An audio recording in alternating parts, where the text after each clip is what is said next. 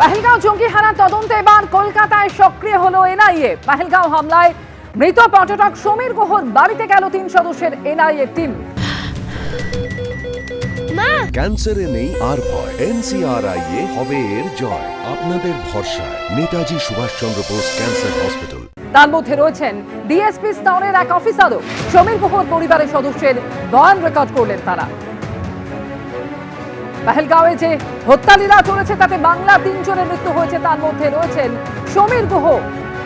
পহেলগাঁও হামলায় মৃত পর্যটক সমীর গুহর বাড়িতে গেল 3 সদস্যের এনআইএ দল, যেখানে ডিএসপি স্তরের এক অফিসারও রয়েছেন।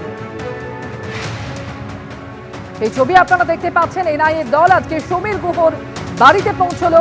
পহেলগাঁও জঙ্গি হানায় বাংলার যে 3 জন পর্যটকের মৃত্যু হয়েছে তার মধ্যে রয়েছেন সমীর গুহ।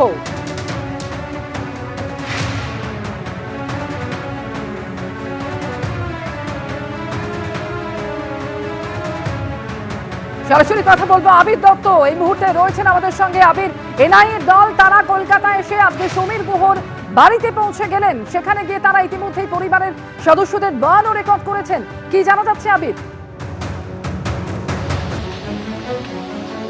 দেখো, বয়ান রেকর্ডের প্রক্রিয়া চলছে। আমরা দাঁড়িয়ে রয়েছি বেহালায় এবং তোমায় জানিয়ে রাখি যে জাতীয় তদন্তকারী সংস্থার 3 সদস্যের প্রতিনিধি দল, সেখানে ডিএসপি র্যাঙ্কের একজন মহিলা অফিসার তিনিও রয়েছেন।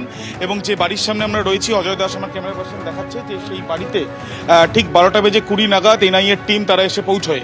এবং যেটা আমরা জানি যে পেহেলগাঁও জঙ্গি হানায় যে 26 জনের মৃত্যু, সেখানে অন্যতম সমীর গুহ, যিনি কেন্দ্রীয় সরকারের একজন কর্মী, তার মৃত্যুর পর তার মৃতদেহ এখানে নিয়ে আসা হয়।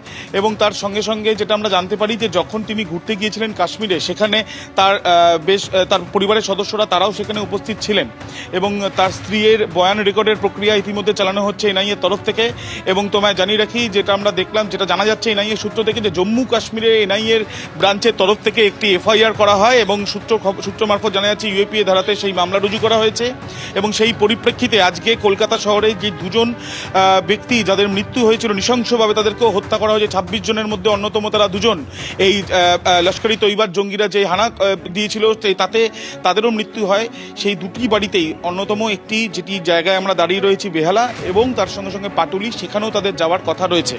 সেখানে গিয়েও তারা বয়ান রেকর্ড করবেন। এই তদন্তে এর আগে আমরা দেখেছি সিকিউরিটি ফোর্সের তরফ থেকে লস্করি তৈবার জঙ্গিরা কোথায় লুকিয়ে রয়েছে, যারা এই ঘটনার সঙ্গে সরাসরি জড়িত, সেই সন্দেহে বিভিন্ন জায়গাতে তল্লাশি অভিযান যেমন করা হচ্ছে। এনআইএর তরফ থেকে ঘটনাস্থল পরিদর্শন করে সেখান থেকে নমুনা সংগ্রহের প্রক্রিয়া চালানো হয়েছে।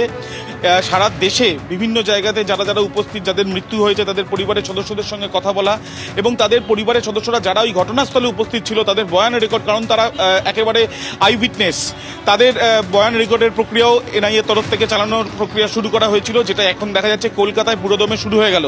এবং কলকাতায় আজকে এনআইএর যে 3 জন অফিসার এসছেন, তাদের মধ্যে একজন মহিলা অফিসার ছাড়াও আরও 2 জন পুরুষ অফিসার রয়েছেন, এবং ডিএসপি র্যাঙ্কের আধিকারিক ছাড়াও এসআই র্যাঙ্কের আধিকারিকরাও রয়েছেন। এবং তারা বয়ান রেকর্ড করে তারপর যেটা জানা যাচ্ছে সেই রিপোর্ট তারা দিল্লিতেও পাঠাবেন তাদের হেডকোয়ার্টারে। এবং তার সঙ্গে সঙ্গে যেই মামলার পরিপ্রেক্ষিতে এই বয়ান রেকর্ড করতে তারা এসছেন, সেই মামলার তদন্তে এই বয়ান অত্যন্ত গুরুত্বপূর্ণ একটা ভূমিকা নিতে পারে, এমনটাই তাদের বক্তব্য। যে 4 জন এসেছিল, তাদের স্কেচ, তাদের ছবি, সেগুলো ইতিমধ্যে সামনে এসেছে। এবং তাদের পেছনে কারা রয়েছে সেটা জানতে চায় জাতীয় তদন্তকারী সংস্থা।